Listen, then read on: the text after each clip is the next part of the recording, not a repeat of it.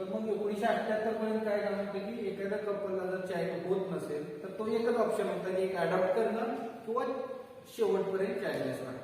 त्याच्यानंतर जसं जसं सायन्सनं डेव्हलपमेंट करत गेलं किंवा याच्यावरती रिसर्च होत गेले, त्याच्यानंतर सायन्सनं याच्यावरती बरेच काही रिसर्च आणि काय प्रॉब्लेम आहेत हे डिटेक्ट करण्यात त्यांनी बराच टाइम स्पेंड केला आणि त्याच्यानंतर त्याच्यावरती बरेच सोल्युशन निघाले. मग आता तसं होत नाही की जी पहिली होते 78-80चा जो काळ, तो काळ आता राहिला नाही. आता याच्यावरती बरेच सोल्युशन मिळाले. म्हणजे सोल्युशन काय आहे हे इन्फर्टिलिटी म्हणजे बघूया आपण. त्याच्या आधी आपण एक लक्षात ठेवा, इन्फर्टिलिटी म्हणजे काय. तर इन्फर्टिलिटी म्हणजे that female or male is unable to conceive किंवा प्रेग्नन्सी न राहणं. मराठीत सांगायचं म्हटलं तर प्रेग्नन्सी न राहणं किंवा दॅट कपल किंवा that female is unable to conceive.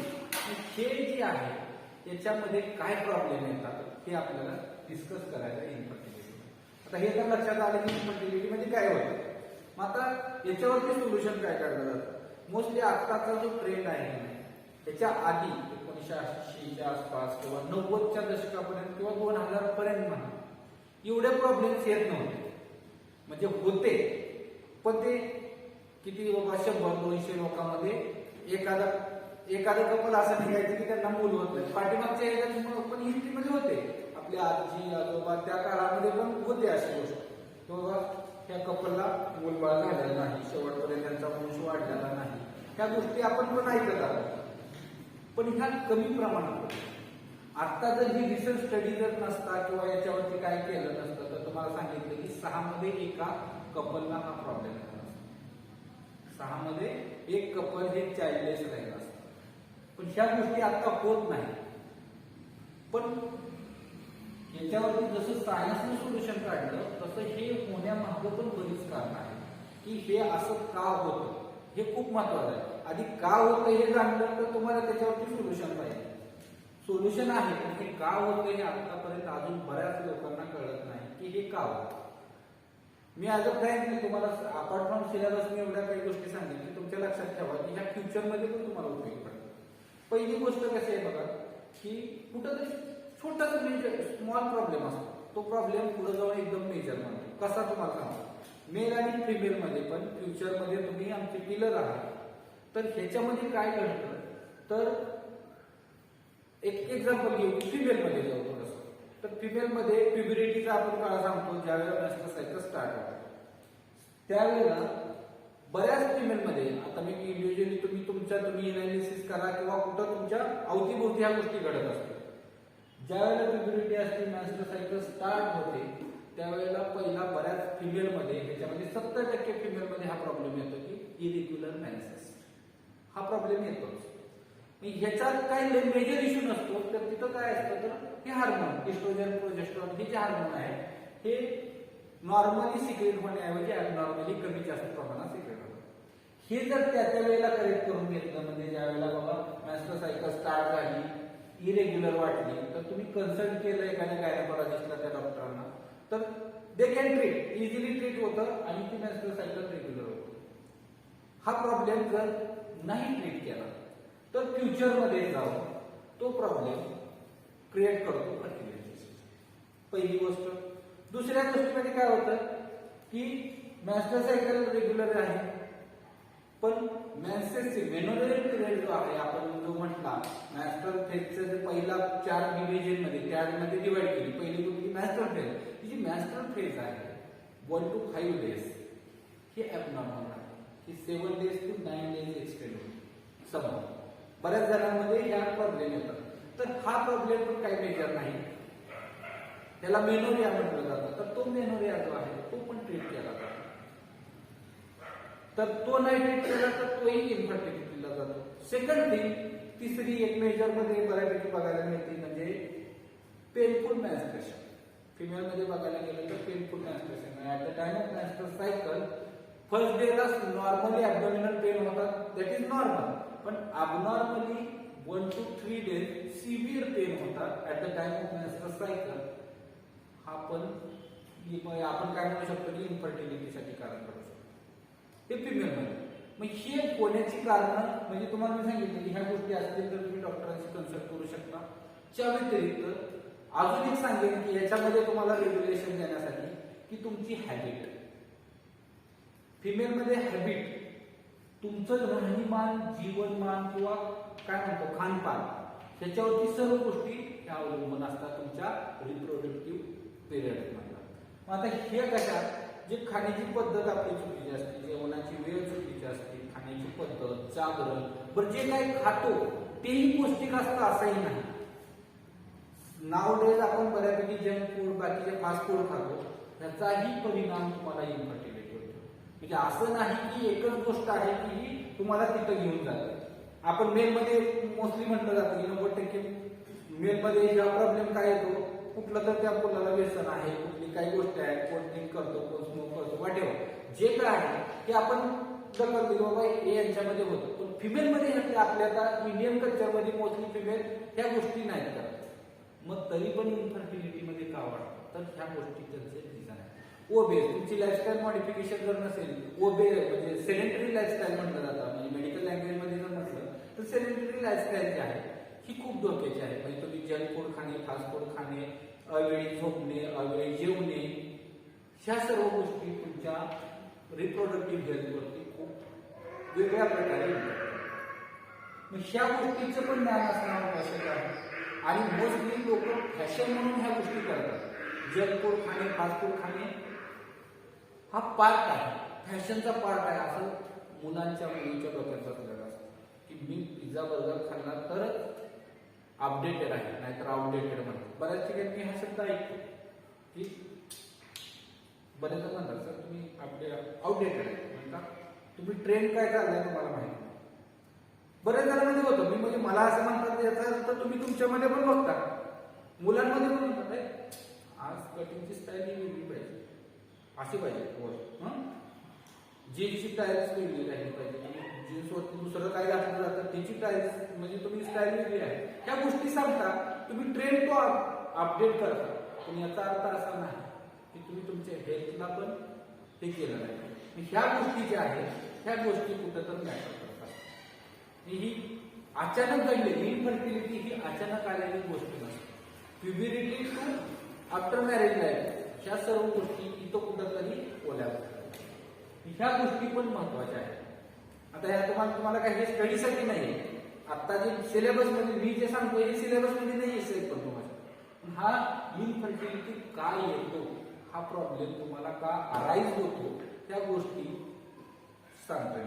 त्याच्यानंतर आता मी सांगितले ह्या 2-3 गोष्टी की इरेग्युलर मेन्सेस, ॲब्डोमिनल, पेनफुल मेन्स्ट्रुएशन असेल, ह्या ज्या गोष्टी आहेत हे इन्फर्टिलिटीला नाही. आता हे झाले फिमेलमध्ये. मेलमध्ये मी कसं सांगितलं की मेलमध्ये 90% इन्फर्टिलिटी येते म्हणजे तुमच्या हॅबिटनुसार.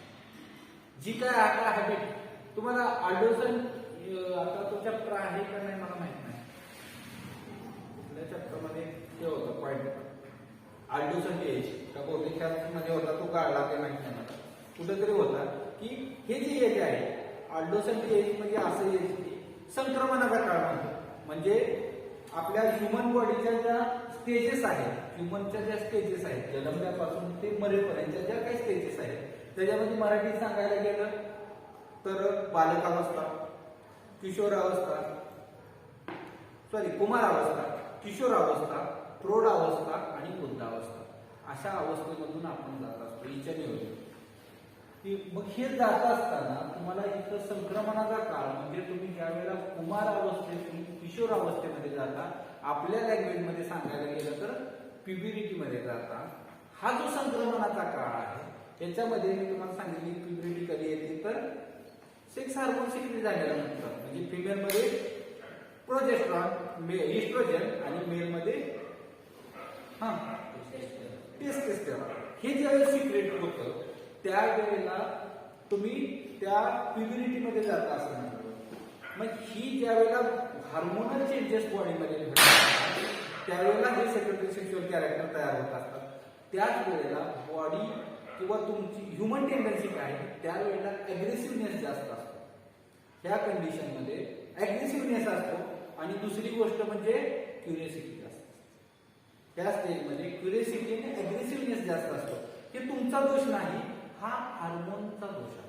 ज्यावेळेस तुमचे हार्मोनल लेवल इन्क्रीज होते त्यावेळेस तुमचा अग्रेसिव्हनेस, कुठलीही गोष्ट करण्याची तयारी, मराठीत जर म्हणायला तुम्ही उमेद जी म्हणतात, तर ती ही गोष्ट इथं असते.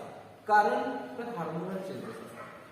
मग हे जर तुम्ही प्रॉपर ट्रॅकनं नाही केला त्यावेळेला मग कधी कधी मुलांमध्ये काय होतं, हे अग्रेसिव्हनेस, कुठलीही गोष्ट करायची, क्युरियोसिटी, ह्या गोष्टीचा इनडायरेक्टली तुमच्यावर साईड इफेक्ट काय होतो की कुठल्या तरी ना कळत कुठल्या तरी व्यसनाच्या बाजूला लागतो.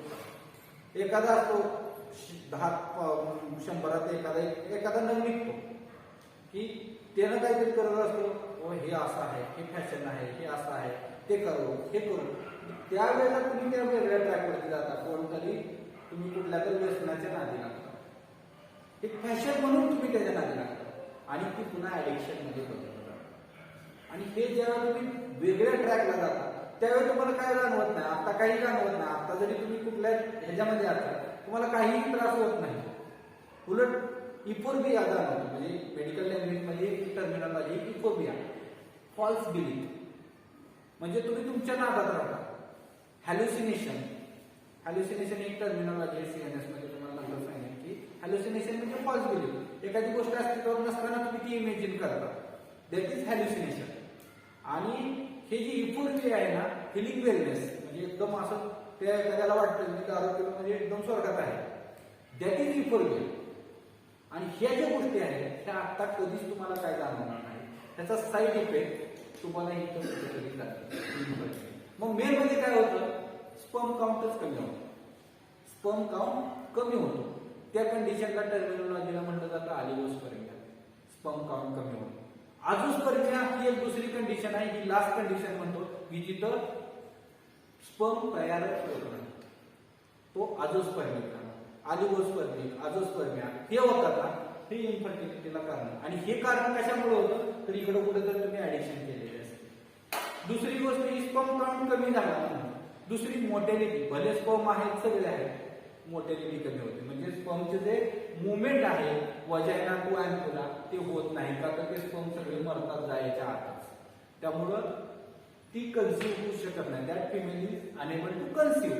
मग ह्या ज्या गोष्टी आहेत मग ह्या मेल मध्ये पण घडतात, तसंच फिमेल मध्ये मेन्स्ट्रुअल सायकल इरेग्युलर राहणं, ॲब्डॉमिनल. फिमेल मध्ये अजून एक ज्या इनफर्टिलिटी मध्ये प्रॉब्लेम आहे त्या 3 मध्ये 1 फिमेल PCOS मध्ये जाते,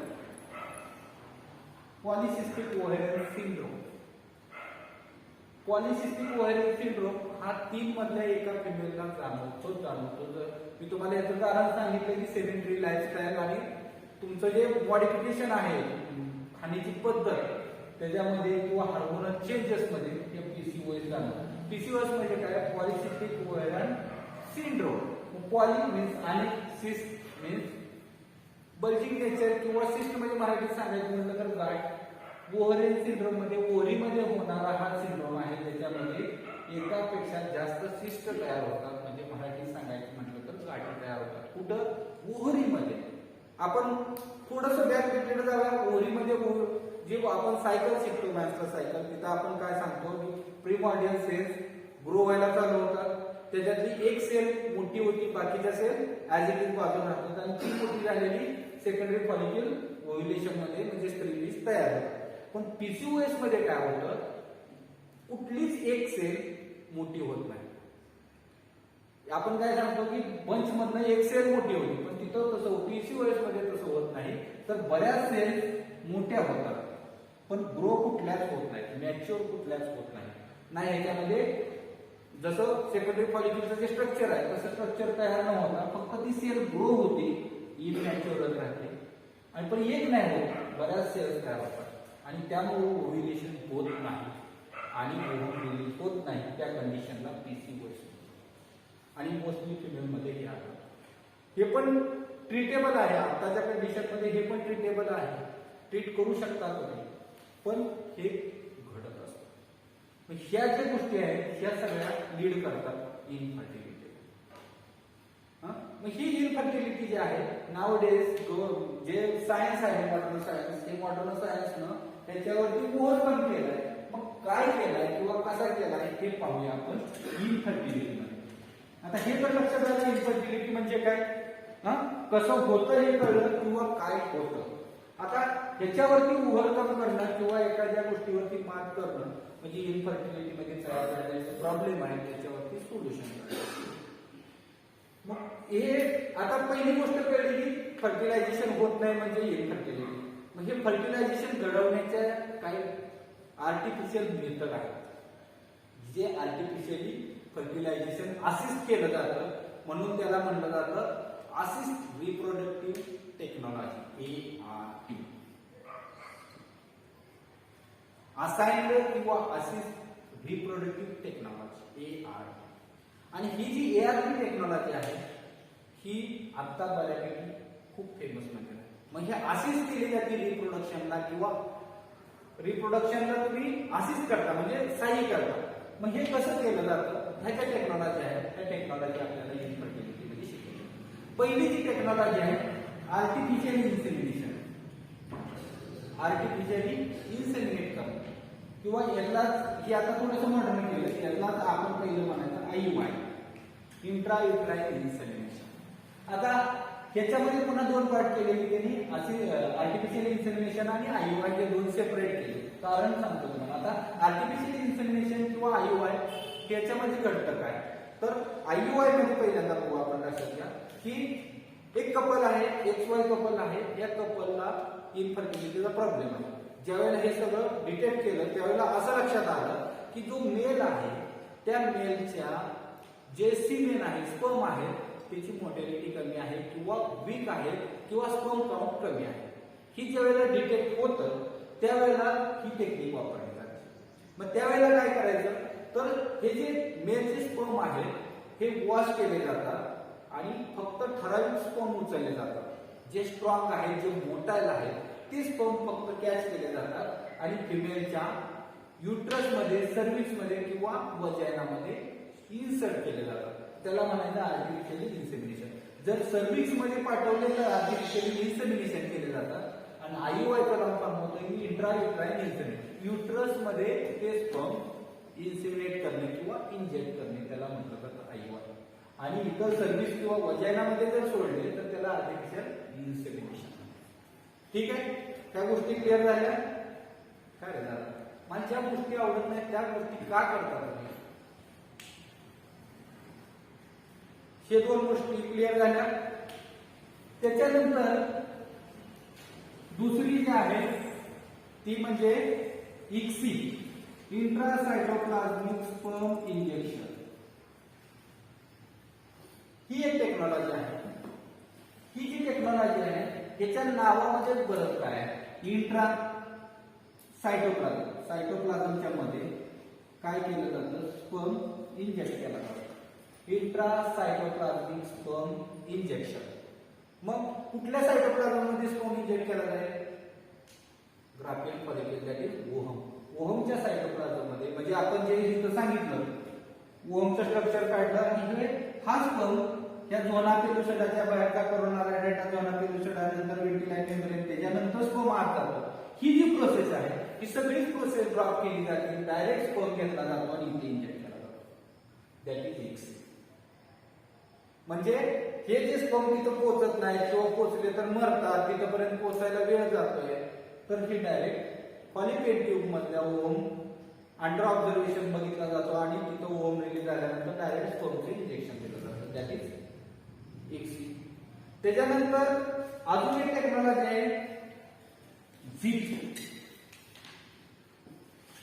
ZIFT. त्याचा लॉंग फॉर्म असा आहे झायगोट इंट्राफॉलिक्युलर ट्रान्सफर.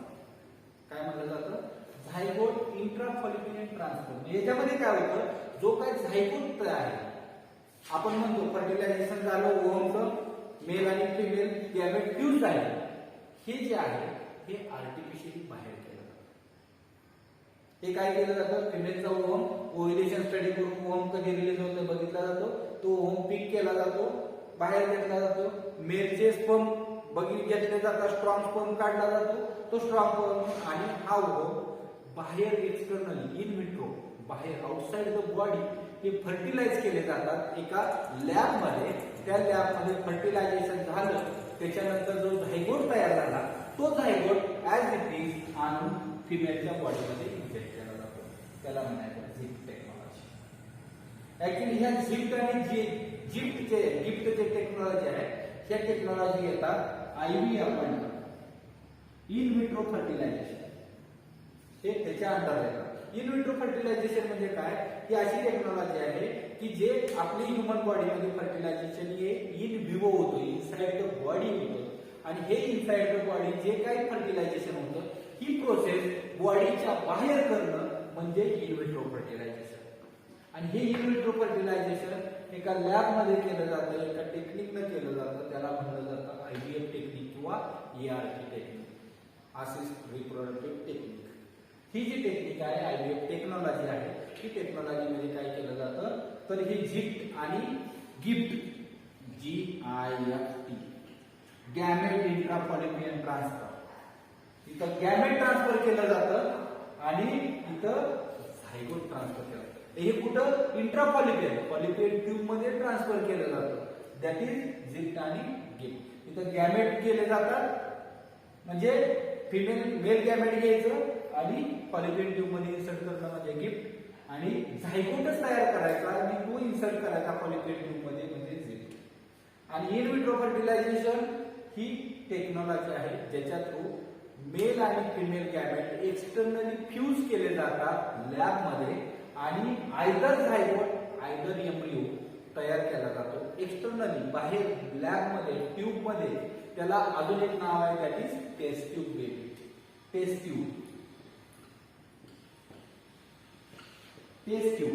टेस्ट ट्यूब मध्ये हे मेल आणि फिमेल गॅमेट फ्यूज केले जातात, that is known as test tube baby किंवा IVF टेक्नॉलॉजी. त्याच्यामध्ये काय केलं जातं तर मेल आणि फिमेल गॅमेट काढून घेतले जातात मेल आणि फिमेल कडून आणि ते एक्सटर्नली लॅबमध्ये फ्यूज केले जातात. आणि फ्यूज केल्यानंतर झायगोट जर ट्रान्सफर करायचा म्हटलं तर झिप टेक्नॉलॉजीने केला जातो. आणि त्याच्याही पुढे जाऊन झायगोटचं पुन्हा आपण म्हणतो एम्ब्रियोनिक डेव्हलपमेंट होईपर्यंत बाहेर ठेवलं जातं, ते कल्चर केलं जातं, एम्ब्रियो तयार केले जातात आणि तो एम्ब्रियो डायरेक्ट फिमेलच्या युट्रस मध्ये इंजेक्ट केला जातो, दॅट इज टेस्ट ट्यूब. त्याचे बाहेर टेस्ट ट्यूब सेंटर किंवा वैद्यकीय निवारण केंद्र किंवा IVF सेंटर ही कुठं जर नावं तुम्ही कुठल्या हॉस्पिटलला वापरली बघितली तर तिथं ह्या सर्व टेक्नॉलॉजी भेटत असतात. ठीक आहे की. आणि टेस्ट ट्यूब बेबी हा जो आहे ना तिथं कुठंतरी छोटासा हे छोटीशी प्रॉब्लेम म्हणू शकतो आपल्या काळात की कुठे इरेग्युलर असेल नसतं सायकल किंवा स्पर्मचं हे असेल किंवा ओव्ह्युलेशन प्रॉपरली होत नाही. म्हणजे इरेग्युलर मेन्स्ट्रुअल सायकल असेल तर ओव्ह्युलेशन 40th डेला होतच नाही, मग ते पण बघितलं जातं. हे बऱ्याच गोष्टी आहेत की ज्या इन्फर्टिलिटीला लीड करतात. त्याच्यामध्ये मग ह्या गोष्टी प्रेफर केल्या जातात. त्या व्यतिरिक्त लास्ट अजून एक ऑप्शन असतं की जिथं आझोस्पर्मिया मेलमध्ये सांगितलं जातं. मेलमध्ये काय सांगितलं जातं, आझोस्पर्मिया म्हणजे that male is able to produce sperm. अशा कंडिशन मध्ये पण ही सायन्स टेक्नॉलॉजी तुम्हाला किंवा त्या कपलला चाइल्ड देऊ शकते त्या टेक्नॉलॉजीनुसार, IVF टेक्नॉलॉजी. तिथं काय केलं जातं, विथ मेल अँड फिमेलच्या बोथ ऍग्रीमेंट नुसार एक थर्ड डोनर घेतला जातो. काय तो स्पर्म डोनर घेतला जातो, ज्याच्याकडून स्पर्म घेतले जातात. ते स्पर्म बँकिंग केले जातात. म्हणजे स्पर्म बँकिंग पण होतं. जसं आपण ही सांगितलं की अम्बिलिकल कॉर्ड आपण किंवा प्लासेंटा स्टोअर केली जाते, बँकिंग केली जाते, तसं स्पर्म पण बँकिंग केले जातात. बऱ्याच ठिकाणी स्पर्म बँकिंगची फॅसिलिटी पण आहे, ते केले जातात. आणि विथ या दोघांच्या ऍग्रीमेंट नुसार ते स्पर्म वापरले जातात फिमेलच्या बॉडीमध्ये इंजेक्ट करण्यासाठी किंवा मग त्या गोष्टी केल्या जातात किंवा एम्ब्रियो तयार करून बॉडीमध्ये इन्सर्ट करतात. बट लास्ट स्टेजमध्ये जिथं क्रिप्टोचिडिझम म्हणू शकतो आपण किंवा क्रिप्टोचिडिझम म्हणणार नाही पण ऑलिगोस्पर्मी, जिथं स्पर्म फिमेलच्या बॉडीमध्ये तयारच होत नाही, male sterility, complete male sterility असेल आणि मेल आणि फिमेल बोथ जर ऍग्री असतील की थर्ड डोनर कडून जर कन्सिव्ह व्हायचा असेल तर त्यावेळेला third donor that is sperm donor कडून ते स्पर्म घेतले जातात आणि कन्सिव्ह केलं जातं. अजून याच्यामध्ये अजून एक बऱ्याच ठिकाणी तुम्ही नाव ऐकलं असेल सरोगेसी, सरोगेट मदर. याच्यामध्ये याच्या उलट होतं. फिमेल तयार पण असते, म्हणजे फिमेलचं ओव्हम पण तयार असतं, मेलचं स्पर्म पण तयार असतं, सगळं ओके असतं. पण ती जी फिमेल आहे ती unable to carry that pregnancy. ती फिमेल कॅरी करू शकत नाही pregnancy due to some reason whatever. मग लाईक एंडोमेट्रायसिस. एंडोमेट्रायसिस मध्ये काय होतं की त्या फिमेलच्या एंडोमेट्रियल जो लेअर आहे त्या लेअरला काही इन्फेक्शन असतं, जेणेकरून तो लेअर नेहमी बल्जिंग मध्ये सुजत राहतं, इन्फ्लमेशन राहतं. त्यामुळं ते युट्रस अनेबल असतं ते 9 मंथ प्रेग्नन्सी कॅरी करण्यासाठी. अशा कंडिशन मध्ये सरोगेसी केली जाते, म्हणजे थर्ड फिमेलला बोलवलं जातं आणि ह्या फिमेलचा ओव्हम ह्या तिच्या कपलचा स्पर्म हे तयार केला जातो, फर्टिलाइज केला जातो आणि थर्ड फिमेलच्या बॉडीमध्ये युट्रसमध्ये तो सर्वाइव्ह होतो 9 मंथ साठी. That is known as surrogacy. म्हणजे ह्या गोष्टी तुम्हाला क्लिअर व्हाव्या किंवा माहीत असाव्या त्या गोष्टीनुसार मी तुम्हाला सांगतोय की हे सर्व इनफर्टिलिटीमध्ये येतात. काय प्रॉब्लेम आहे का? अजून काय पॉईंट आहे का त्याच्यामध्ये चुकून राहिला आहे तुमच्याकडनं किंवा माझ्याकडून? सॉरी, ते तर वेल नोन आहे. जर ही गोष्टी किंवा थर्ड डोनर कडून नसेल घ्यायची तर लास्ट ऑप्शन राहतो म्हणजे अडॉप्टेशन, दत्तक घेणे. आणि तो इनफर्टिलिटीवरती मात करणारे एवढे सगळे काय म्हणतो तुम्हाला फॅसिलिटीज आहेत अवेलेबल मॉडर्न सायन्स. काय प्रॉब्लेम आहे का इथपर्यंत? सर्व गोष्टी क्लिअर आहेत?